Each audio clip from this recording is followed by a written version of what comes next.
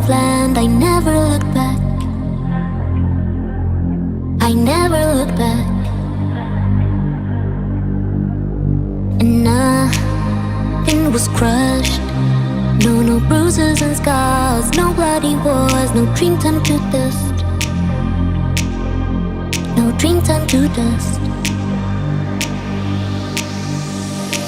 When I go back, I want to, but time carries on, we grew up too soon.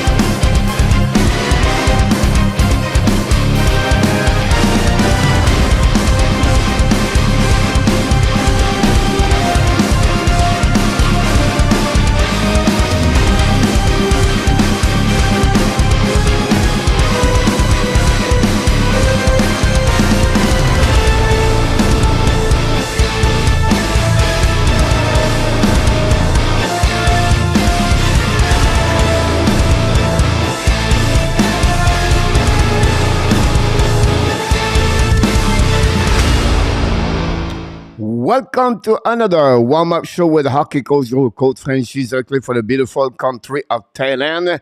Yes, it's Wednesday, November 2nd, 2022. Oh, he's not here yet. That's the reason I'm alone. He's not show up yet. He has some kind of problem to log in, Mr. ENORTAP. We're going to wait for him to show up the next couple of minutes. But I decided to leave him there. Maybe it's his new costume. He's go behind the scenes. Will be interesting to follow him if he's going to join us the next couple of minutes. But until then, of course, we're going to talk about the NHL news around the league. We're going to talk about the 12th game we got yesterday in NHL. Not many surprise around. He just knocked the door. We'll see if he's going to show up, Mr. ENORTAP, and go from there. And he is back in the house, Mr. ENORTAP, from Elvis Presley to the old man, now back from the caveman to the office. There we go. He's back with us, Mr. ENORTAP. Welcome, Coach, inside the Hockey Nation show. It's called the Warm-Up Show at 6 p.m. Monday to Friday. Welcome. Hello, everyone. Great to be here. Sorry, Coach, I was having problems with my laptop. I've had to go to a different computer. I don't know what happening. Do you know what's the problem, or did you downloading again? Did you turn off, sign on? Or? It was something about the audio, and it was giving me problems logging on. But I tried a different computer, and here we are. So let's get this show on the road. Awesome. Here we go. Timothy Quinn. Love this name, Mr. ENORTAP. New subscriber of the Hockey Nation show. Timothy Quinn. I love it. Welcome, Mr. Timothy. Always get so many great people inside of the Hockey Nation show. We do not talk. Usually we talk before the show starts, so we give us a little bit a guide what's going to talk about. So I'm going to surprise you. I'm not going to tell you what we're going to do tonight. Okay. Is it fair enough? It's always better that way. Is it fair enough? Fair enough. Go ahead. All right. So, first of all, we come a couple of people, Mr. ENORTAP, and Mr. Yann Gionnet is in the house for the New Brunswick. Mr. Yann Gionnet. Welcome, Yann. La belle province de Québec. We call him United Family, but honestly is Mr. Of course, Alexis Dubois is in the house tonight. Welcome aboard. Alexis, how are you? But this is a bit later here. Then we have, of course, our friend Jamo Virtanen. Mr. ENORTAP joined us tonight from Finland. Welcome. Hello, Jamo. The moderator from upstate New York, Mr. Jose Duarte, is back in the house tonight. Mr. Jose. How's it going, Jose? And from East Coast of Florida, Melissa Zabran is in the house. Welcome, Melissa. And from Houston, with a big smile, the team is looking great. Big fan of the New Jersey Devils, Mr. Joseph LANHAM is in the house tonight. Welcome, Joseph.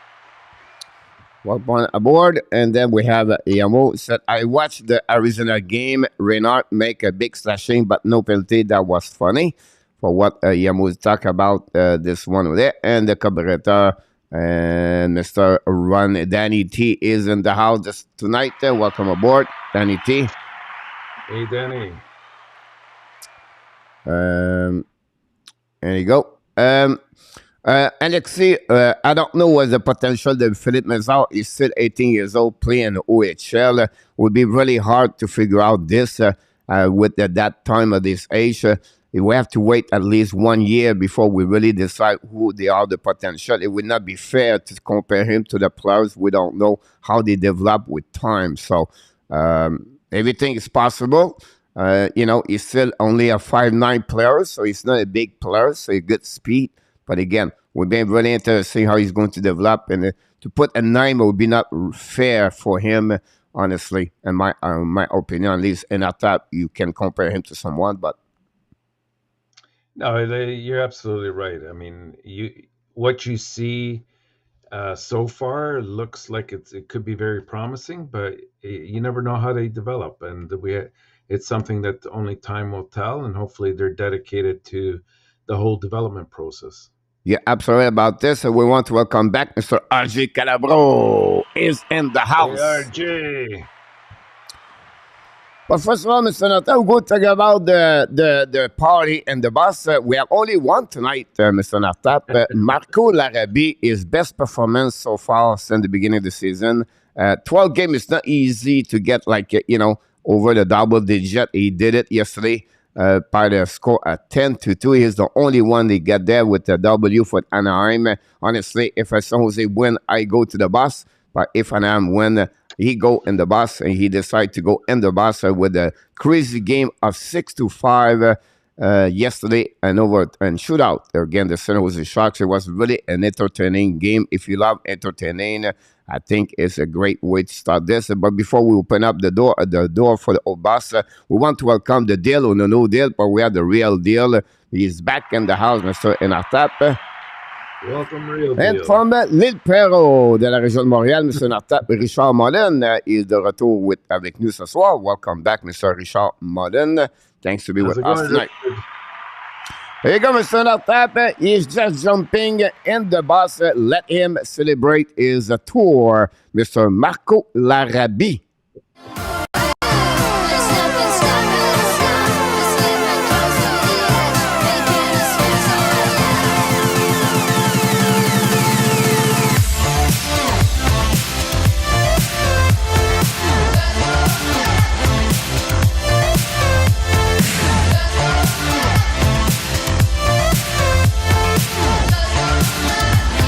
Imagine to be alone in the 48 feet of the body bus. It's going to be interesting to see him, what he look like. He'll give us some information when he's coming back. Mr. ENORTAP almost hit I don't know if you know that, but almost hit the hat trick in our tap. Do you know what is a hat trick in our tap? The top scorer. Top scorer. The exact score. Here we go. And the overall score. Exactly about this one over there. So I was like a one game to get that one yesterday. You were. But unfortunately, it did not turn that way. But that's okay. I'm, when I don't go to that door, but I prefer to go that door, I feel better because right now it's in the middle. I'm never go to the left, to the right. I'm always in the middle, but it's okay. We have other people have a good night overall, honestly. And, yesterday was the first time since the beginning of the season they don't have like crazy score. Not crazy score, but crazy team. Surprise a lot of other team.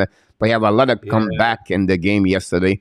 And, I think it was a really interesting couple of games to follow. It's fun when you start early, like me in the morning, when I can watch the first game. Then I can watch everything's going on.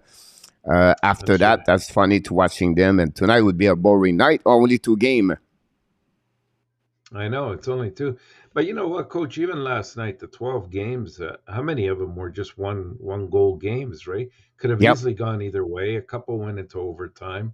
Like the Rangers and Flyers was 1 goal. Tampa and Ottawa 1 goal. Vegas and Washington 1 goal. San Jose and Anaheim 1 goal.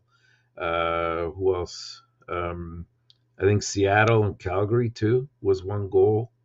So I mean, it could have been anybody on that bus, but Marco nailed them, so that's good. Yeah, absolutely about this. Then we want to welcome Mr. Underwood. Mr. Sabers is in the house. Following by Miss Melissa. She's back in the house with us tonight. Thanks so much, Melissa, to be with the Hockey Nation live show tonight for another warm-up show. A lot of news around the league, Mr. ENORTAP. I'm going to, it's called like a roller coaster news, Mr. ENORTAP. Okay. Are you ready to rock and roll? Injuries? And I'm going to go like this. What's going on, everyone? Mr. DHG is in the house. And it was close game, Arizona, where they shocked the Florida Panthers. Really interesting. And then anyway, Mr. ENORTAP, if the people want to give us their prediction, they have to email us at this email you can see right now here. I can put it a bit higher. There you go. So, Joseph, take a note. You can participate. Joseph LANHAM will be in one. It looked like Danny gave up. So, will be interesting. About this. So, didn't give up. NHL news, Mr. ENORTAP. Here we go. Are you ready? I hope so. Let's see what we got. All right. Today. First of all, injury update. That's a good start. Let's go to emergency. I think Roger and I is very busy to driving everybody left and right at the emergency room. At Washington, Mr. ENORTAP, DJ Oshie. We know now is going to be a little bit longer term. And then John Carlson is going to be on the ER, confirmed by the Washington Capitals this morning. So we have a couple of players missing. A lot of great hockey players for them. Starter like Connor Brown, Tom Wilson, and Backstrom. So 5 players for them is going to be out of the touch. This is not going to be easier for the Washington Capitals.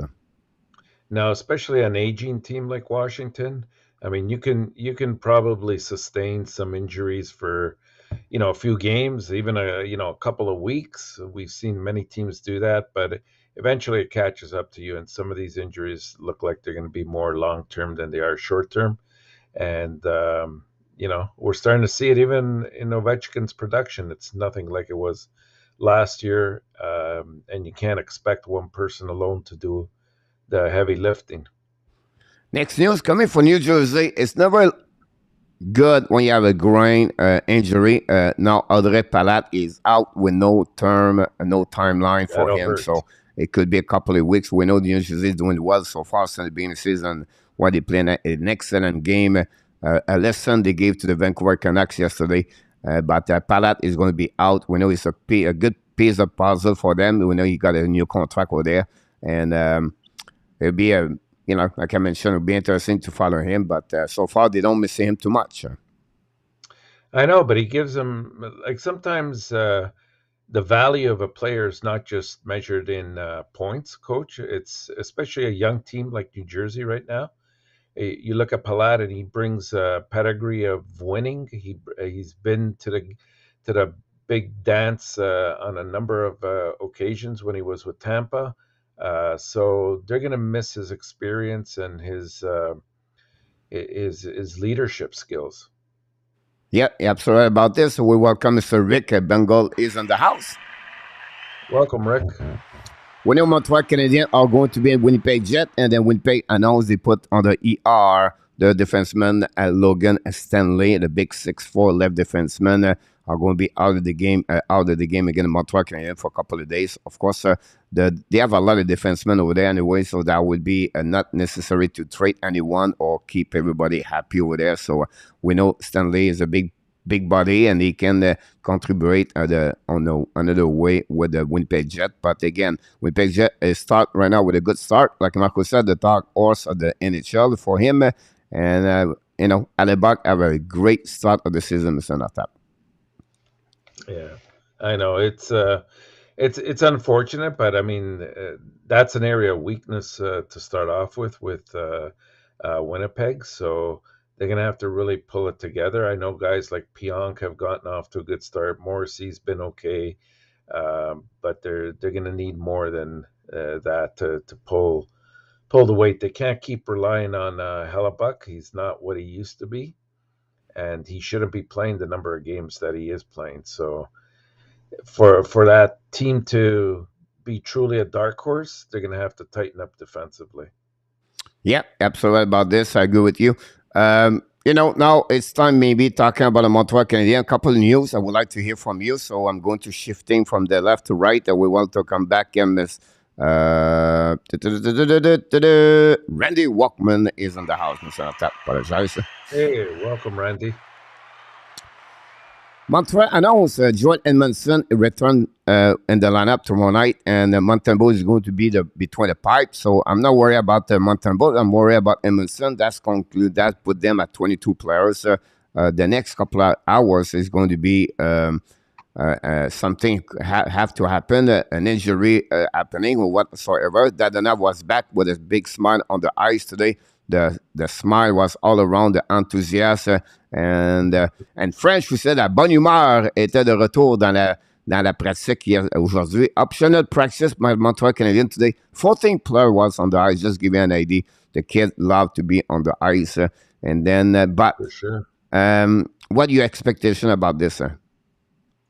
You mean in terms of who they're going to take out of the lineup? Yeah, but they have to remove one of the roster. Yeah, I mean, chances are they'll go defense probably is what I suspect, right? So I mean, they have enough of the young kids that if they had to put one down, like maybe Arbor, that's definitely a possibility. We have to also remember that at some point Matheson will be coming back as well, so that's going to open up a lot of questions for the Montreal management in terms of what to do. And I don't know. This is one I don't want to take too much of a guess on. Maybe they'll keep the kids and they'll bring down Weidman. I really don't know what direction they're going to take with this. I'll be honest with you. Yeah, it would be interesting. I think for me, they will have to keep maybe an extra forward out of the lineup. It'll be something they have to, Maybe, yeah, because they cannot carry on all the way. Only 6 defensemen now. They can put Arbor like on the direction Laval for 24 hours, 48 hours. Then you bring him back up after that just to complete the trip, and they could take other decision. That could something happen before they put in possibly Pesada or Pitlick on the waiver, or maybe a big contract like Hoffman, Dadenov, everything like that. Look like Dadenov met can use flights directly to meet him, and look like they are on the same thing. Maybe not the same page, but possibly to Dadenov want to have a couple of more information about what's going on and what will happen for him. So another subject I'm going to follow, but honestly, Montreal have to take a decision. In terms of possibilities of a trade, in Dandanov's case, he does have, I think, remember that whole mess with Vegas and Ottawa last year? He does have, I think, a modified no trade clause, if I'm not mistaken.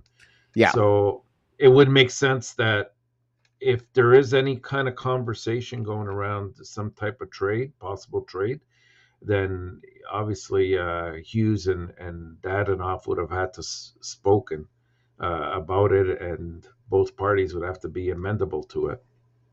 Yeah, absolutely. About this will be interesting. Dawson Sport is in the house. Welcome back, Mr. Dawson. Hey, Dawson, welcome aboard, buddy. Tonight we do the Toronto Maple Leaf Flyers. A question from Melissa, so that confirmed. And then someone talk about Laval play tonight. So that's happening about this one. The next one, Mr. ENORTAP. Slavkovsky ended the game. So I would like to hear your impression about this and what you think overall. I still think they'll find a way to keep him up. I know yesterday, he had a bit of a rough game. I mean, not that it was bad, but he took a bad hit, partly because of the way he positioned himself as well. It opened himself up to that hit. But I mean, his skating was a little bit slower. I found he sort of was a bit more sluggish than I've seen him in the last 2 or 3 games.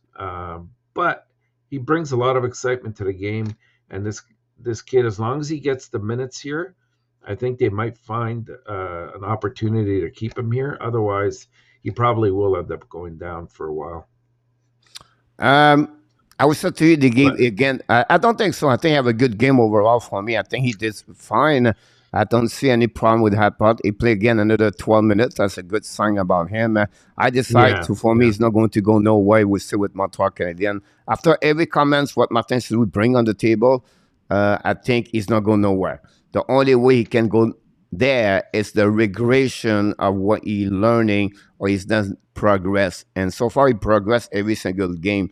So, and he bring a lot of different things, the smile at the practice, the fun around the team. And that's other thing we don't see on the ice, everything like that. He's really a lovable guy. He like the enthusiasm. So he bring other things, positive. That's the biggest change compared from last season inside of this organization so far. But I would say to you, at the end of first of all, he's going to learn for what he did a mistake yesterday. First of all, he tried to make the great play. So what you talk about is you want to not create any icing. So you make another step to drop the puck after the red line at the end. Secondly, it was not a great position. Always expect anybody battle for this job in NHL. So whatever is at 3 minutes at the beginning of the game or 30 seconds at the end of the game, they're going to find a way to stay in the NHL. So you have to be aware of what's going on around you all the time. In front of you, behind you, and the side. That's the part. Thirdly, unfortunately for him, it was at the end of his shift of about 45, 48 seconds, whatever. So he was a little bit, fatigued about that because he said, it's only Marco Rossi. But at the end of the day, it's no matter the Rossi or anybody else. If you are not on the right position to accept a body check, you're going to fall. It's not like he's too soft or everything like that. It's not a matter. He's 18 years old and want to learn everything like that. For me, what I love is the solidarity of the team, where Jake even tried to get about Rosie, got stopped by Mason Shaw. Then Aber was with the hands with Middleton, every time that. And then you can see after that, Monahan and when he returned the play continuous after that, Monahan Yeah. and Aber tried to get around every time that. So I can see a team a little bit more satisfied, united. And I think for me, that's a great way I can see for the Montreal, the big champ compared from last season. Yeah, absolutely. Like I agree with you 100%. I was just trying to present a different possibility. I personally think he will stay because he has a lot more to offer here than he would going down. And it does at this stage. I don't know going down if it does anything great for his development. It also burns out. I mean, if he stays here, obviously it's going to burn out one of his years. But that's okay. You're right. He brings a lot of enthusiasm. I was glad to see that a lot of players came to his defense after that.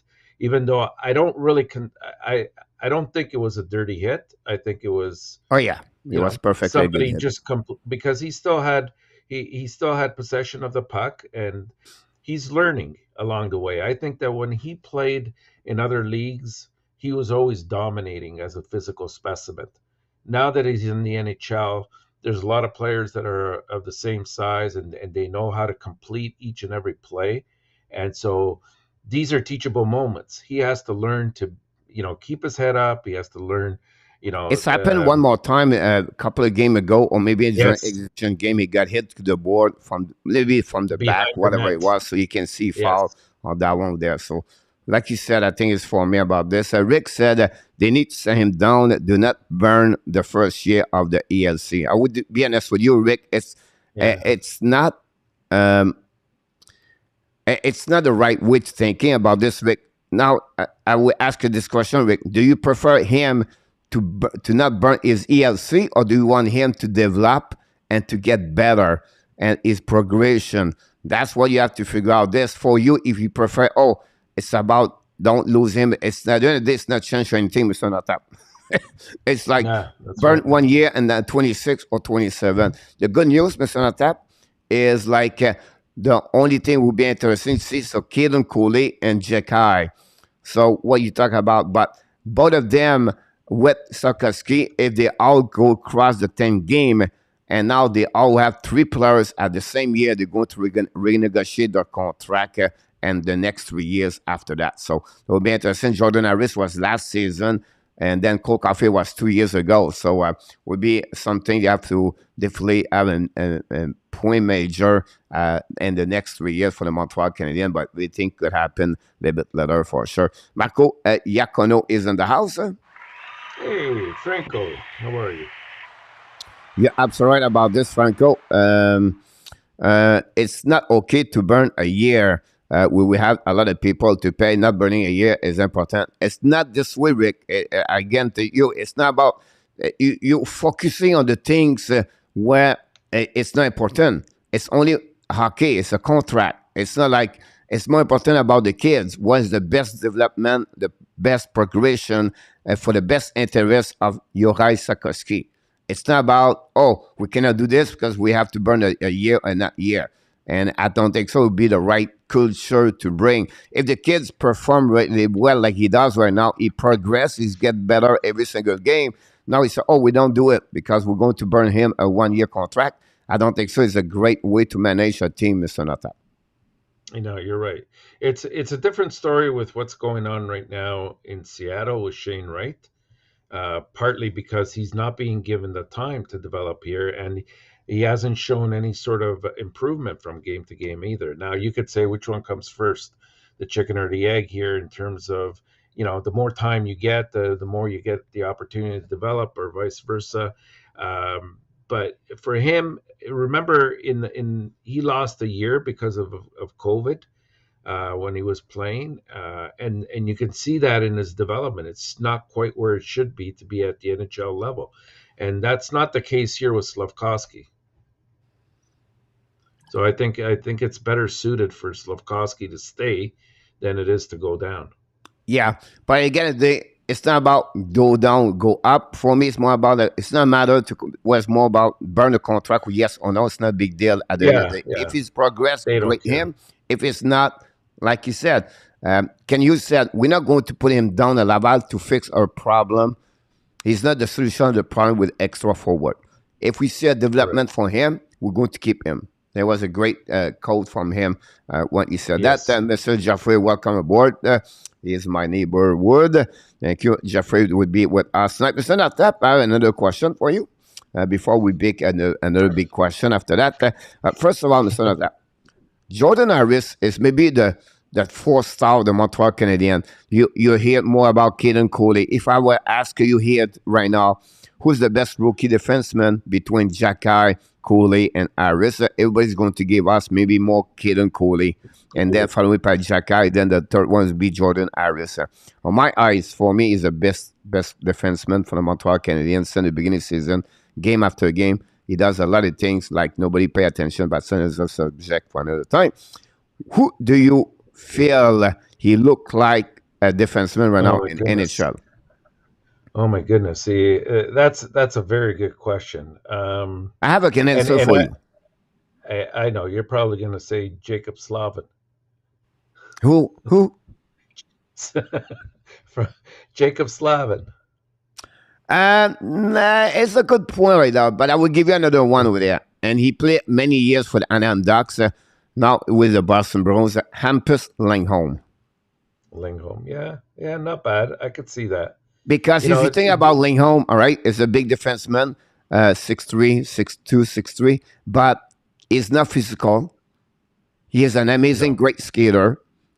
All the attributes you compare to Lindholm, you can see this on Jordan Harris. He don't have an amazing, great slap shot, but he hit the net all the time like he does Jordan Harris. I really qualify him compared to him. I think he's a great comparison to compare to Lindholm. Yeah, that's not bad. I mean, I really think he's probably been the most consistent of our young defensemen. He doesn't make a lot of mistakes, but that's because, he's a very smart player. He doesn't take chances, but he knows also when to use an opportunity that's presented to him. And these are the unsung heroes a lot of times, right? A lot of times we remember the big hits or the big points that a defenseman puts up, but we don't really pay close attention to the one that does just about everything right out there and is always in the right position and clears the puck at the right time and is able to cut off players at the right angles, and he knows when to to pull up the stick from the other opposing players. And he does all of these things, and you can tell he's going to be a good one in the years to come. You're absolutely right about this. So we want to welcome Mr. Eagle 86 is in the house, and welcome back, Mr. Eagle. Big W for the Tampa Bay Lightning. They are back a little bit about this. Mr. ENORTAP, yesterday, wow, I have two plays to mention to you before we have the biggest question for you after that.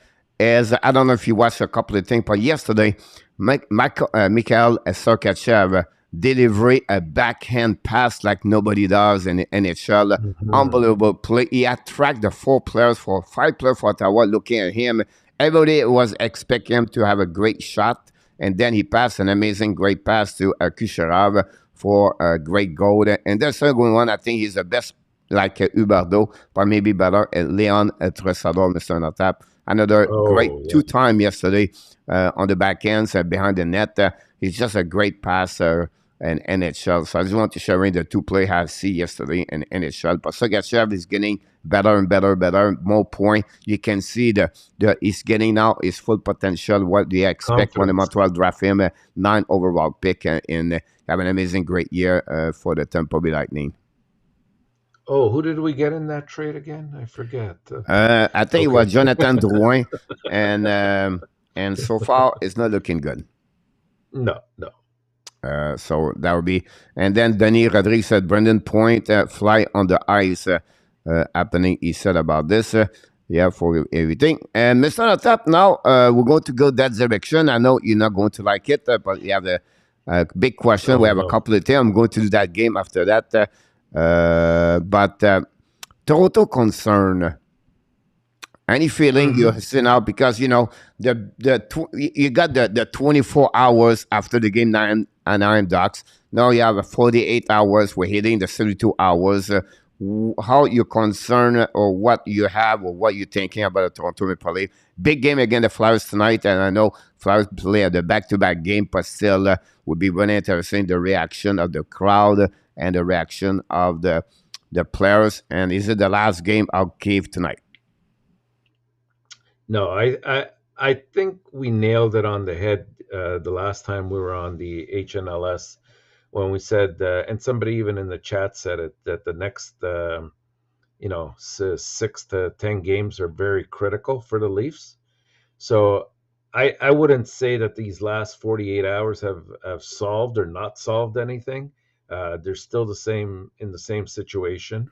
They're going to have to respond tonight. I'll tell you, if they don't respond tonight against a tired Philadelphia team that played a very tight game yesterday and is playing without Hart tonight, they're putting in their backup.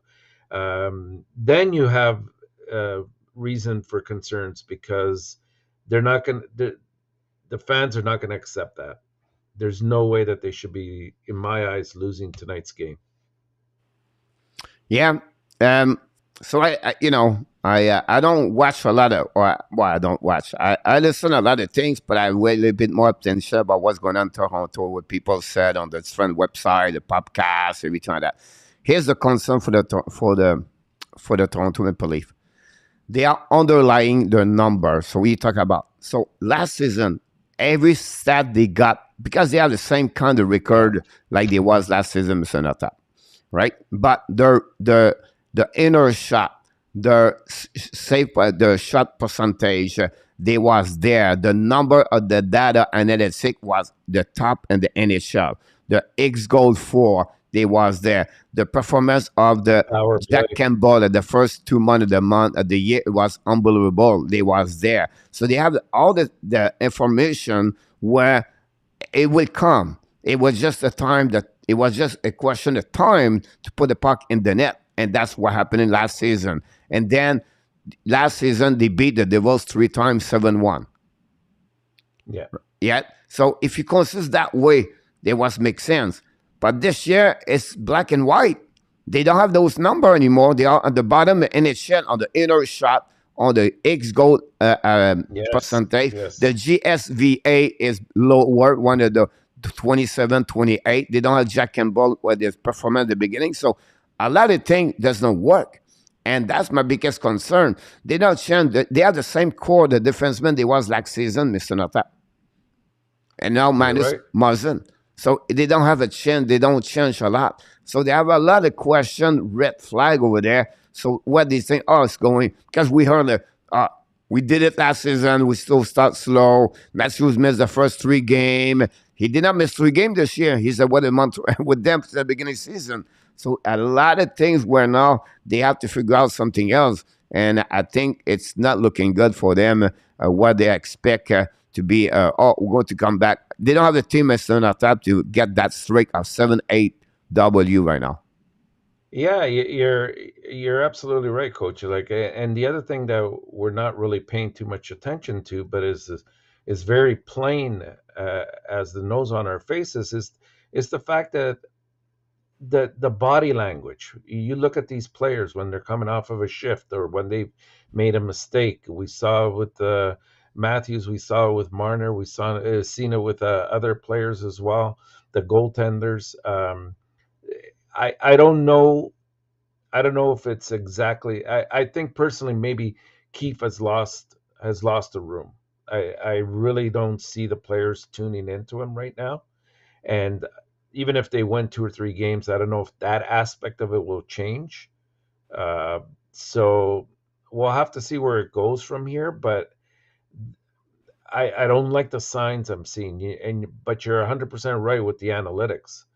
They're night and day from what they were last year, where you could say, you know what, at some point, law of regression, of averages, it should we'll come back and we'll string together 6, 7, 8 games, and we're back into this thing. I don't see the same thing this year. If you had to blame someone between Shanahan, Dubas, and the coach, because some people in the chat said they should change the coach to get back with trust, everything like that. What is your point of view about everything I just said to you? I'm a firm believer in this case that it starts right at the top, and it starts with Shanahan. He put a lot of faith in Dubas. He came in with a fresh perspective. He was high on analytics. He had a game plan in terms of what would make the Leafs succeed. And gone with that were, people that had more experience in the game, guys like Lamoriello. They had Hunter in the equation. These guys all left. And so everything was put on Dubas' hand, but who hired Dubas and made him the person in charge? And that, to me, is Shanahan. So you can go straight down the line. I think there's plenty of blame to go around. You can say things about Keefe. You can definitely say things about Dubas and what his approach was and still is. He's married to that idea of having those 4 top players getting paid at what they're getting paid. And that's fine and dandy as long as you can find, your bottom players that have grit and character and are not going to be paid a lot of money in order to sustain that plan. And they haven't found that. We said it with the defense. They've been messing around with the goaltending for about 3 or 4 years now and not have found the right answer. And finally, the third and fourth line lack those players with the leadership, the grit that gets you through to the playoffs. DH said would be a good coach. Not many young player, the player already 11, but trust me, you do not want him long term. Rent young players for DH. I would say for everybody, here's for me when I really go deeper about this. I really go to Carl Dubas, Mr. ENORTAP. I think it's the one he made that team who they are. That's the one he created to get Matt Murray, Samsonov for that. He signed Jack Rock. He let it go, Mikheyev. He let it go. He did not sign a defenseman more. Menes, where the people was talking, Randy and Marco last time. It's all his full responsibility. Now he need to find a solution. It's not good for me. So if I have to blame one of the 3, I would go with that. I would go with Carl Dubas for me. And then you can change the coach, but it's the same thing at the end. He have the same horse, the new coach. You have a new voice, but it's not going to change anything. You still have Justin Holt. You still have Lindgren. You still have Remus Descendant. You don't have no kind of players to get that team better. At the end of the day, they have the same goaltender. Imagine if they lose Samsonov tonight. I know. Right? So for me, it's not looking good over there. It's really a big concern for the Toronto fans for sure. So I will go with Dubas, but it will be interesting. I'm not done, Mr. ENORTAP. We still have 4 more minutes. I love those kind of show and everything like that. Ottawa sold or not? What is your perspective about Ottawa Senator? Yeah, that's exactly what I heard. That not that they're sold yet, but that they're up for sale. I think that the daughters have finally decided that they don't want part of the organization, and that hopefully bodes well, depending on who purchases Ottawa and what happens with the rink. Does it get, do they build a new one? Do they move it in a more strategic area of Ottawa? For the people of Ottawa, I just hope that they keep it there and that they don't move the organization out of there, because Ottawa is definitely a hockey city and they deserve to have a National Hockey League team in that city. So we'll see what happens here, but I think it's a move in the positive direction. Yeah, that's all right. I want to bring this point. I think Jeffrey in nailed it, Mr. ENORTAP. They let it go. Connor Brown, Hyman, Komarov, Kadri. You talk about great solid hockey players. They perform somewhere else. Yeah. And I think that's a great one about this one. Do you think Florida can turn it around. They look like they are regressing a bit compared to last season, but I still think they make the playoff top. Yeah, I definitely think they'll make the playoffs. They're a little bit thinner in terms of deepness on the team, but you got to keep in mind some players have still not, they've gotten off to bad starts or slow starts, and I think once they come around a little bit, I mean, people underestimate the importance of having Ekblad on that blue line. Like this guy, not only does he log a lot of time, but he's their quarterback on the power play. He plays against the best players of the opposing team. Like they really, really miss him. And I think once he returns, we're going to see certain players playing in the right chairs defensively.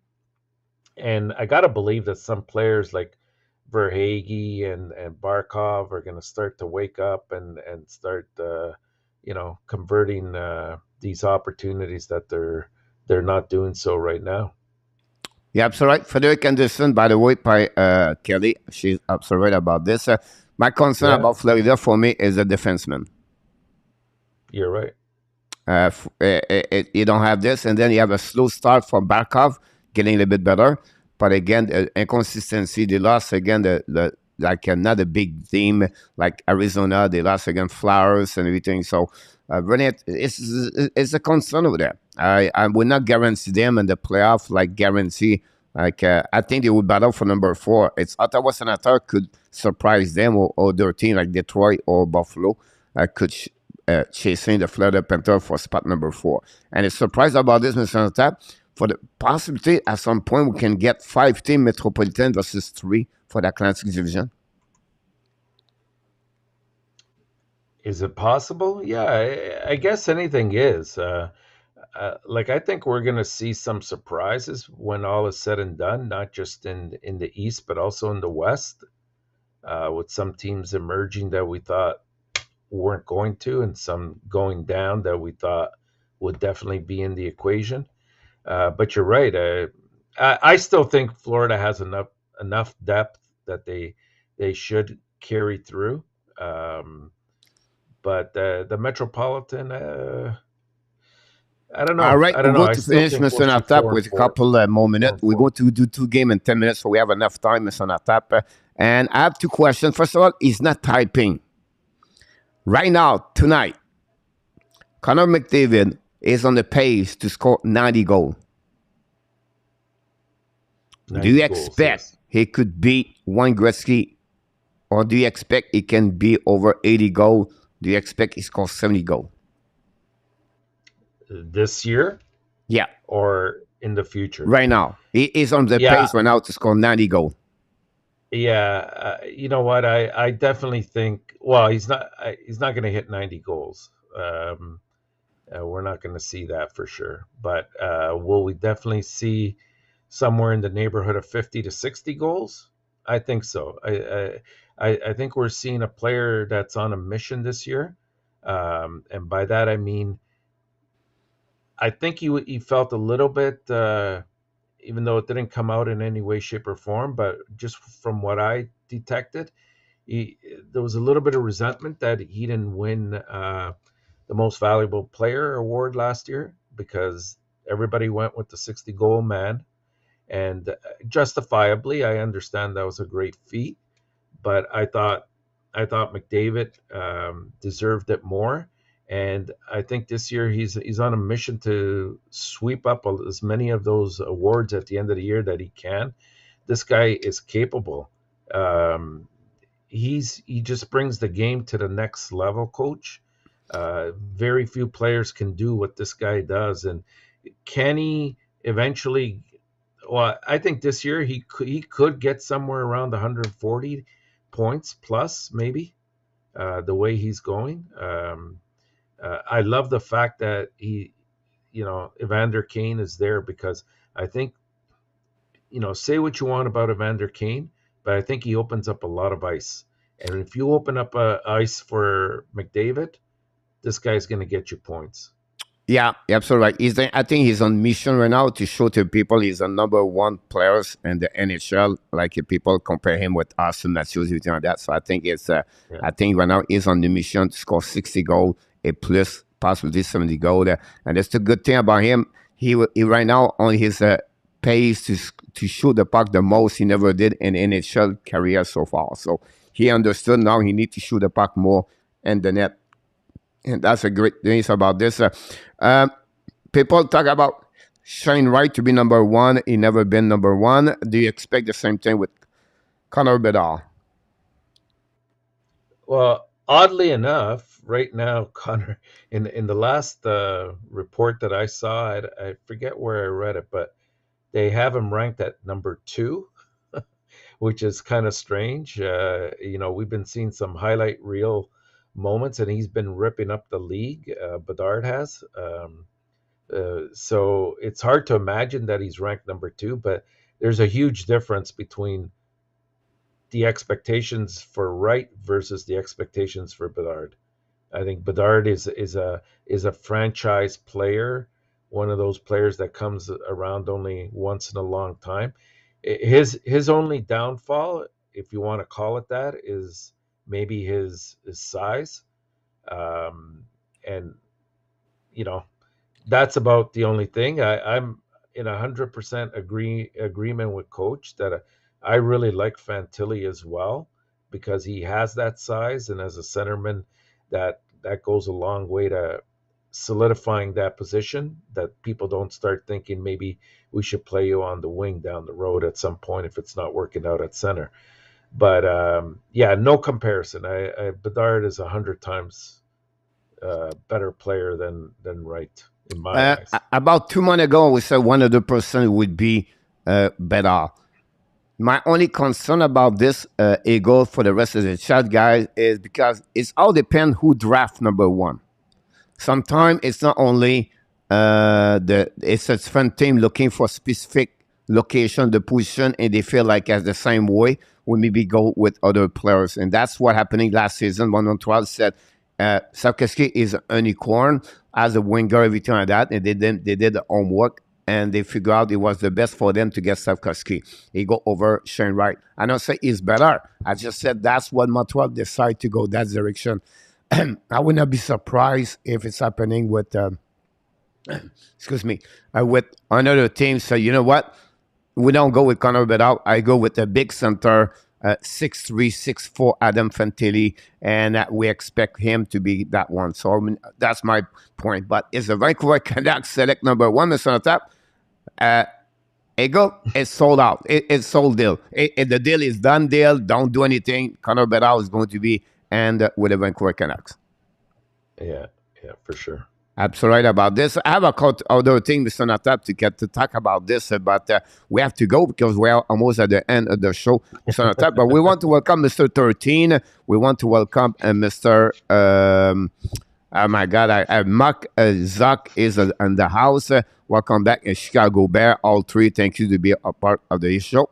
Got you, Cole. You're welcome, Eagle. It was a great question, by the way. That's why we like that kind of trip, that kind of the question and that show, Mr. Natap. We're going to go fire up very quickly, Mr. Natap. Tonight, we're going to use only one bug tonight because, you know what, Mr. Natap? We don't take the bug.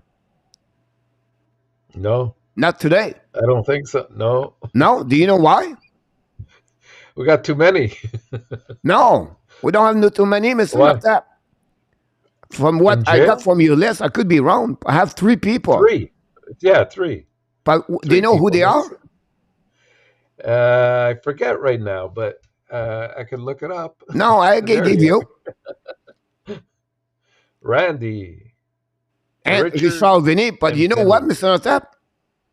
Do you know why we don't take the bug? Why not? Because they're already there. They was there since Monday night, Mr. Natap.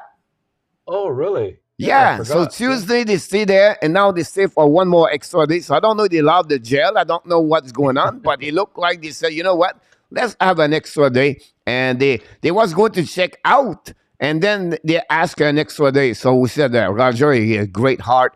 That's family. Roger, Danny have a big, big heart. and they decide to give an extra day for all the three MILESTONES. So they stay in the jail for an extra day.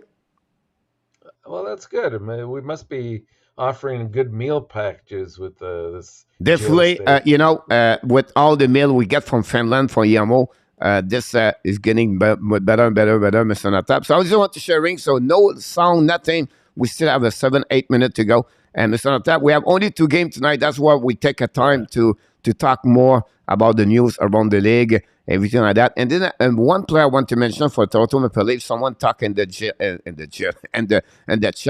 is they have in their hands, MILESTONES, Mason Marshman. Oh yes.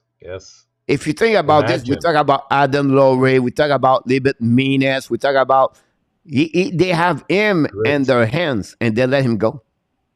That's right. Same thing with Florida Panthers. They miss a guy like him right now. Absolutely.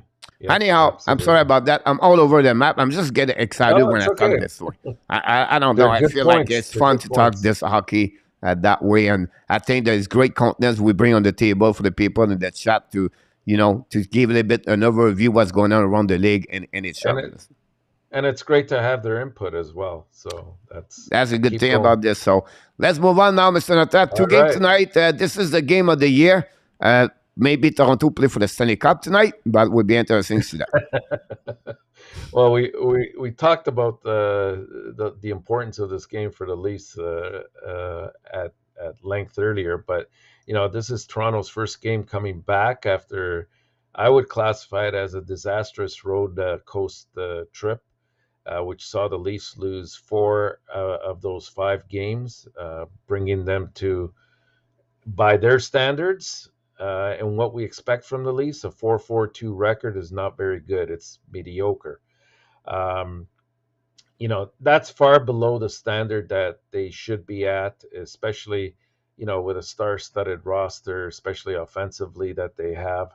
That record would have been welcomed in Philadelphia for sure, but the Flyers themselves have gotten off to a very solid start, and you could see their record there, 5-2-2, much more respectable.